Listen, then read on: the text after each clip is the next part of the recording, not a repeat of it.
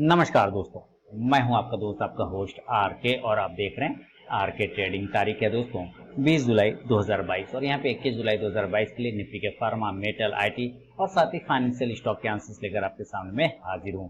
दोस्तों वीडियो और आंसर्स पसंद आए जरूर फीडबैक करिएगा और बता दूं मेरा इंट्राडे ट्रेडिंग कोर्स का नया बैच 1 अगस्त 2022 से स्टार्ट हो रहा है। रजिस्ट्रेशन का लास्ट डेट है 29 जुलाई 2022। तो जिन लोगों को कोर्स ज्वाइन करना हो वो 29 जुलाई 2022 से पहले इनरोल कर सकते हैं। बैच 1 अगस्त 2022 से स्टार्ट हो रहा है।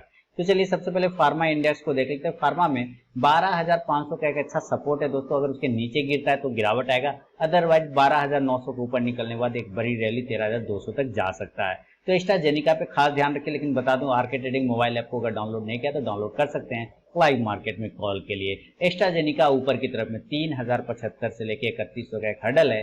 अगर वो हडल ब्रेकआउट करता है तो 3200 के टारगेट आपको बनेंगे।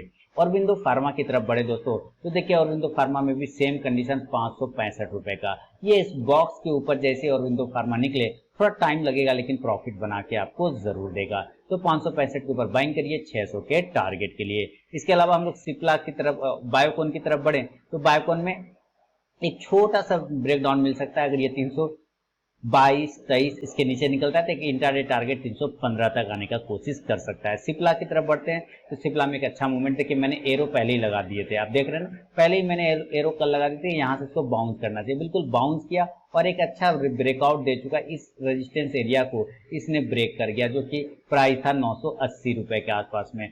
अब नेक्स्ट टारगेट बनेगा 1000, 995 के ऊपर क्लोज करेगा, 1000 के ऊपर की क्लोजिंग करेगा तो 995 से 1000 उसके ऊपर तब शॉर्ट टर्म टारगेट 1040 का बनेगा। डिविज लैब की तरफ बढ़े दोस्तों, डिविज लैब में पोजीशन 3800 के ऊपर बनाएंगे, उसके पहले बिल्कुल भी नहीं बाय साइड में सेल करेंगे।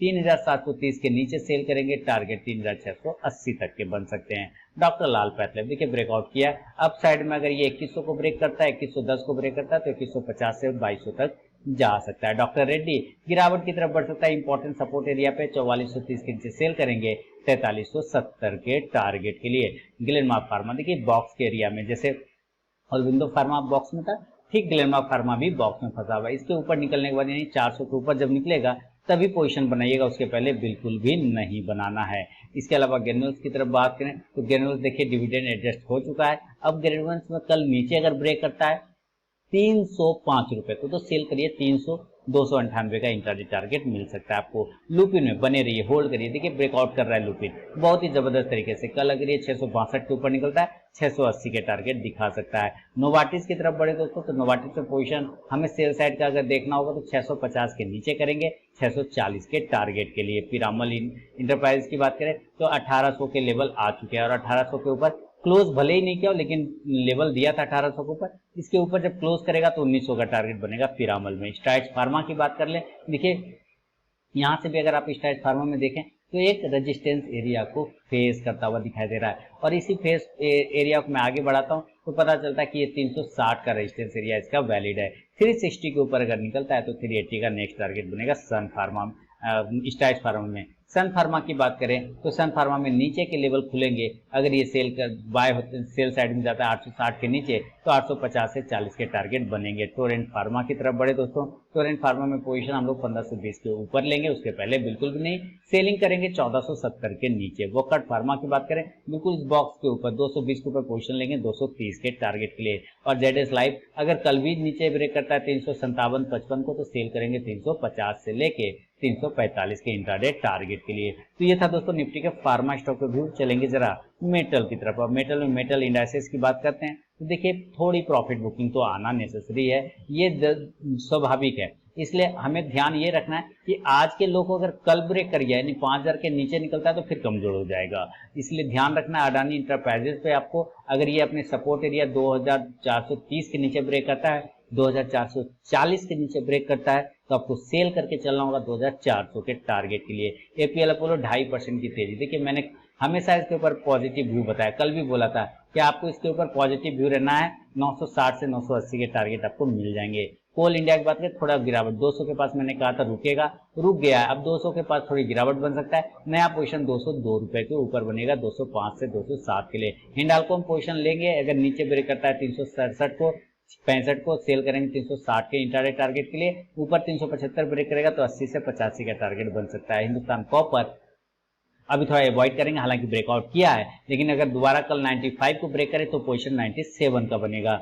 हिंदुस्तान जिंक देखिए अभी छोड़ देंगे क्योंकि गैप डाउन ओपनिंग हुआ है, यहाँ पे फंस गया मामला इसका, तो हमें ध्यान ये रखना है इसका इंपॉर्टेंट सपोर्ट है 270, उसके नीचे जाने पे ही बिकवाली हावी होगा। जिंदल स्टील की बात करें तो अप साइड में जिंदल स्टील 365 के ऊपर पोजीशन बनेगा दोस्तों 380 के टारगेट के लिए। सेल करेंगे 355 के नीचे, 54 के नीचे 350 से 45 के लिए। जेएसडब्ल्यू स्टील अगर ऊपर ब्रेक करता है 600 तो 620 का टारगेट, और नीचे ब्रेक करता है 585 को तो 570 का टारगेट। मिश्र धातु निगम लिमिटेड देखिए ब्रेकआउट 172 के ऊपर लेके इसे 172 के ऊपर निकलेगा, 175 से 80 के टारगेट बनेंगे। मोइल की तरफ बढ़े, मोइल में क्लोजिंग होना चाहिए 151 से 152 का, अदरवाइज छोड़ देंगे। अभी नेशनल एल्यूमिनियम की बात कर ले, इसके ऊपर अगर 76 को 77 को ब्रेक करता है तो 80 का टारगेट फिर देगा।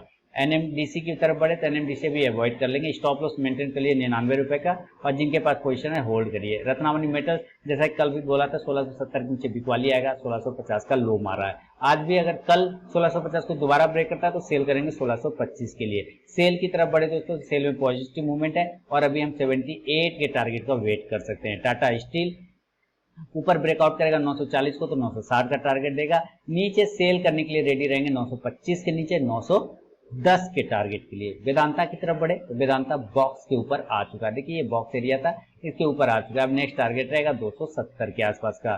वेलस्पन कॉर्प अगर नीचे ब्रेक करता है 210 को सेल करेंगे, टारगेट 204 के आसपास का बनेगा वेलस्पन कॉर्प में। तो ये था दोस्तों निफ्टी के फार्मा के बाद मेटल पे व्यू। चलेंगे जरा आईटी सेक्टर की तरफ। आईटी में आईटी इंडेक्सेस की बात कर लेते हैं। आईटी इंडेक्सेस साफ सुथरा दिख रहा है, एक पॉजिटिव मूवमेंट है।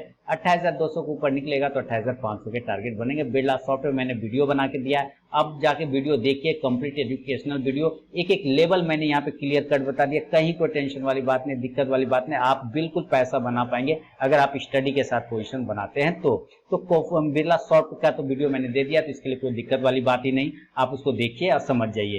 कोफोर्ज की तरफ बढ़ते हैं, 3542 का आज का हाई इसने मारा हुआ है, 3555 का, और देखिए कोफोर्ज अच्छे लेवल पर ट्रेड करता हुआ नजर आ रहा है। आपको ये ध्यान रखना कि कल भी अगर कोफोर्ज ऊपर ब्रेक करता है 3550 को तो पोजीशन बनाइए 3600-3650 के टारगेट के लिए। एक बेहतरीन ट्रेंड लाइन का ब्रेकआउट होता हुआ कोफोर्ज में नजर आ रहा है। आप देखेंगे यहाँ से किस तरह से ये ट्रेंड लाइन को होल्ड करने की कोशिश कर रहा है। हैप्पीएस्ट माइंडसेट देखिए जबरदस्त मूवमेंट दिया है हैप्पीएस्ट माइंडसेट ने, तो 920 वाले टारगेट डन हो गए। अब कल अगर 925 ब्रेक करता है तो 950 का टारगेट देगा। एचसीएल टेक्नोलॉजी मैं इस पर पहले भी पॉजिटिव मूवमेंट में था, अभी भी पॉजिटिव हूँ। नेक्स्ट टारगेट 940 से 45 का होल्ड करेंगे, स्टॉप लॉस लगा लेंगे 890 के आसपास का। इन्फो एज की तरफ बढ़ते हैं तो इन्फो एज में थोड़ी गिरावट, स्टॉप लॉस मेंटेन करिए 4000, उसके नीचे जाने पे बिकवाली करेंगे। इन्फोसिस की बात करते हैं तो ब्रेकआउट कर चुका है इन्फोसिस, 1525 के ऊपर निकलेगा, नेक्स्ट टारगेट 1550 का बनेगा इन्फोसिस में। जस्ट डायल बिल्कुल शानदार है लेकिन होल्ड नहीं करिए, 605 के ऊपर नया पोजीशन करेंगे इंट्राडे में 625 के टारगेट के लिए। एलएनटी इन्फोटेक कल अगर अपने हाई को ब्रेक करता है 4460 को तो 4550 से 4600 तक का टारगेट बनेगा। माइंड ट्री में मेरा स्विंग कॉल था, सुबह में ही दिया था अपने चैनल पे, टेलीग्राम पे, आरके ट्रेडिंग मोबाइल ऐप पे, सब जगह इसने टारगेट डन कर दिए। 3160 का हाई मार दिया इसने। कल अगर इसके ऊपर निकलता तो 3250 के टारगेट बनेंगे। एम्फासिस पोजीशन बने रहिए, होल्ड करिए, अगर 2270 के ऊपर निकलता है तो कल 2345 से 2400 तक के टारगेट बन सकते हैं। पेटीएम में थोड़ा प्रॉफिट बुकिंग है, उससे ज्यादा कोई टेंशन वाली बात नहीं। जिन लोगों ने पोजीशन नीचे के स्तर से बना रखा है, स्टॉप लॉस मेंटेन करिए 700 रुपए का। टाटा कंसल्टेंसी टीसीएस के टारगेट हो गए डन 3170 का, थोड़ा गिरावट यहाँ पे आ सकता है, प्रॉफिट बुकिंग आ सकता है, इसका ध्यान रखना है। नया पोजीशन 3181 के ऊपर लेंगे, 82 के ऊपर लेंगे 3200 के टारगेट के लिए। टाटा इलेक्सी थोड़ा अवॉइड कर देंगे, 8200 के ऊपर नया पोजीशन बनेगा 8300 से 84 के लिए। टेक महिंद्रा देखिए बॉक्स के ऊपर निकला है टेक महिंद्रा, नजर रखिए, अगर 1052 से 55 को ब्रेक करता है तो 1100 का नेक्स्ट टारगेट बनेगा टेक महिंद्रा में। टेक महिंद्रा के अलावा विप्रो की तरफ बढ़े तो विप्रो में जो पोजीशन बनेगा, मैंने पहले भी कहा कि डरने की कोई बात नहीं, 390 का स्टॉप लॉस लगाइए, 420 के ऊपर और भी बेहतरीन पोजीशन बनेगा 440 के टारगेट के लिए। तो ये था दोस्तों निफ्टी के फार्मा के बाद मेटल और आईटी पे व्यू।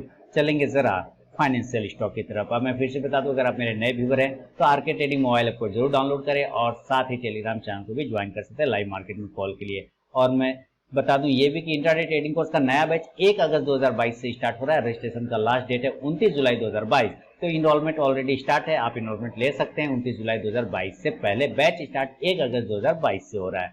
तो बजाज फाइनेंस की तरफ बढ़े तो देखिए बजाज फाइनेंस 6200 के आसपास से पहुंच के लौट गया। ये 6150 का लगभग हाई मारा है। कल अगर 6040 के नीचे निकलता है तो आपको 5935 तक आता हुआ दिख सकता है। बजाज फिनसर्व भी सेम कंडीशन में एक बार अपना स्टॉप लॉस 12100 के आसपास ला के मेंटेन कर सकते हैं। चोला फाइनेंस प्रॉफिट बुकिंग का शिकार हुआ है, याद रखिए अगर ये कल लो को ब्रेक करता है 670 को नीचे जाता है, 669 के नीचे जाता है तो ये बार 660 के पास आएगा। लेकिन अगर ये 675 से 80 के ऊपर ब्रेक कर गया तो 685 से 90 का टारगेट देगा। इंडिया बुल हाउसिंग फाइनेंस छोड़ देंगे। अभी एलआईसी हाउसिंग फाइनेंस की तरफ बढ़े तो जो क्लोजिंग 367 के आसपास कर रहा है, ऊपर 372 को ब्रेक करेगा तो 380 का टारगेट है, नीचे 365 को ब्रेक करेगा तो 360 का टारगेट इंट्राडे में देगा। एल&टी फाइनेंस सेल साइड में देखेंगे 70 के नीचे 68 से 65 के लिए। मन्नपुरम फाइनेंस बाय ऑन डिप भी करके चलेंगे, कोई दिक्कत वाली बात नहीं है।